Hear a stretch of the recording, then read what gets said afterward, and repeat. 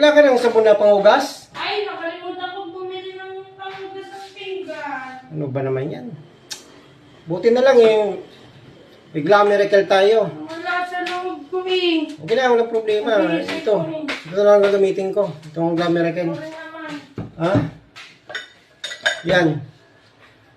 Buti na lang may miracle tayo. Secure talaga itong ating miracle. Alam niyo po mga miracle, ang ating sabon na miracle ay hindi lang pang katawan ng tao. Pwede rin po ito panghugas ng ating mga dishes. Yan. Pinggan, kaldero.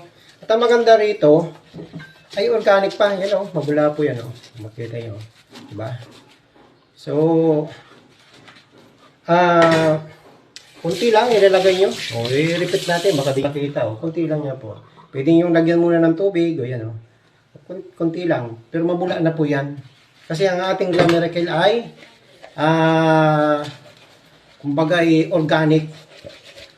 At kung ikukumpara nyo yung linis talaga, compare dun sa mga panghugas, ha, na puro pasta, o paste lang yata yung kunyan, kaya masyadong malapot, itong ating miracle ay madaling makakatanggal po ng mga oil or grease.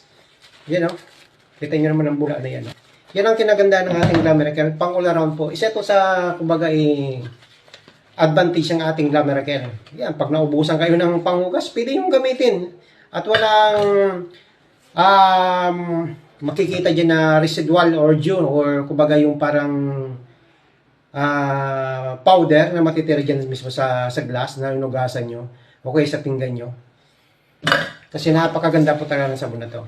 So ngayon, alam nyo na, yung isa pa natin mapaggagamitan ng ating sabon na miracle ay pwede nyo gawin na panghugas sa inyong mga pinggan, kaldero, kawali, kasirola, inirola. Ha? Yan po ang kinagandaan natin at walang amoy yan. Walang amoy once na nabanlawan nyo na. Walang amoy po. Lalo na yung ating tawag yan, yung unscented. Yan. Okay? Papakita ko sa inyo kung gaano kaganda talaga to. Mamaya, pag nabanlawan na po natin. Okay? Yan.